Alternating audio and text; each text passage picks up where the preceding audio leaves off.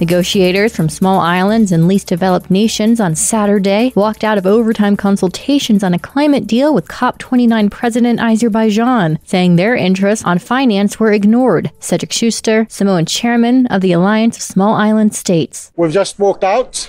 We came here to this COP for a fair deal. We feel that we haven't been heard and there's a deal to be made, and we have not been consulted. A $250 billion proposal drafted by Azerbaijan's COP29 presidency on Friday was dismissed as woefully insufficient by developing countries, reeling from the soaring costs of storms, floods, and droughts fueled by climate change. The European Union, the U.S., and other wealthy countries raised their offer of climate funding for developing nations to $300 billion a year at COP29 on Saturday, but there has been no formal update. A powerful airstrike killed at least 15 people in central Beirut on Saturday, the health ministry said, shaking the capital as Israel pressed its offensive against the Iran-backed Hezbollah group. An 8-story building was struck with 4 missiles, including bunker-penetrating types designated to hit underground targets, said a Lebanese security source. Amin Chiri, a member of parliament representing Hezbollah, said there had been no Hezbollah leader in the building that was struck. A spokesperson for Hamas's armed wing said Saturday that a female Israeli hostage had been killed in an area of northern Gaza that had been struck by Israeli forces. Israel's 13-month campaign in Gaza has killed more than 44,000 people, according to Gaza officials. The war was launched in response to a terror attack by Hamas-led fighters who killed 1,200 people and captured more than 250 hostages in Israel on October 7, 2023, according to Israeli tallies. Hamas and Hezbollah have been designated as terror groups by the United States and other Western countries. This is VOA News. Josep Borrell, the EU's top diplomat, said that European Union governments cannot pick and choose whether to execute arrest warrants issued by the International Criminal Court against Israeli Prime Minister Benjamin Netanyahu, his former defense minister Yoav Gallant, and Hamas leader Ibrahim el-Masri. It's a matter of obligations. The states who signed the Rome Convention are obliged to implement the decision of the court. It is not optional. You are not a member of the court and then you decide not to implement the decision of the court. There have been diverging reactions among EU member states to the warrants issued by the ICC. Hungary has extended an invitation to Netanyahu to visit, while EU heavyweights France and Germany have failed to clearly state that they would execute the warrants if needed. The Netherlands and Italy have said Netanyahu would be arrested if he came to their countries. Ukrainian President Volodymyr Zelensky said on Saturday that Russian drone and missile attacks have damaged 321 Ukrainian port infrastructure facilities since July 2023, and that 20 civilian ships of other countries were also damaged by Russian strikes. Zelensky commemorated on Saturday the victims of the Holodomor, a Soviet-era famine that killed millions of Ukrainians in the winter of 1932 to 1933. NATO says its leader and President-elect Donald Trump have met for talks on global security. AP correspondent Charles de Ledesma reports. The military alliance said in a brief statement on Saturday that NATO Secretary-General Mark Rutte and Trump met on Friday in Palm Beach, Florida. It said they discussed the range of global security issues facing the alliance, but gave no further details. It appeared to be Rutte's first meeting with Trump since his November 5 election victory. NATO said Rutte and his team also met Trump's pick as National Security Advisor, Republican Michael Waltz, and other members of the President-elect's National Security Team. I'm Charles de Ledesma.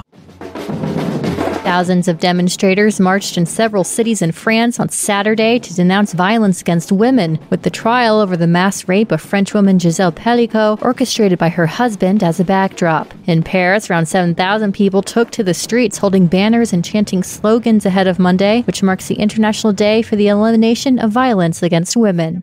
A local official said at least 9 people, including 7 children from one family, died in the Eastern Democratic Republic of Congo after heavy rain triggered a landslide that swept away several homes late on Friday. A local civil society group said 7 homes had been swept away and 31 damaged, putting the death toll at 10.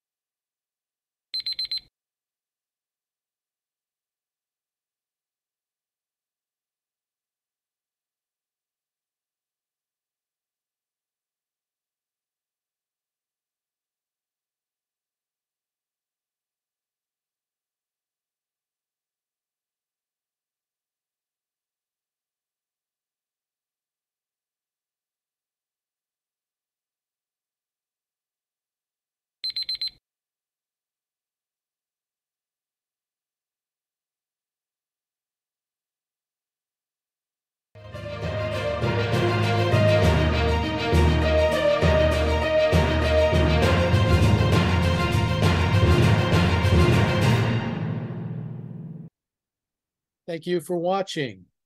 Can you do me a favor? Please leave a comment in the comment section below. That would really help. Thank you, and see you again soon.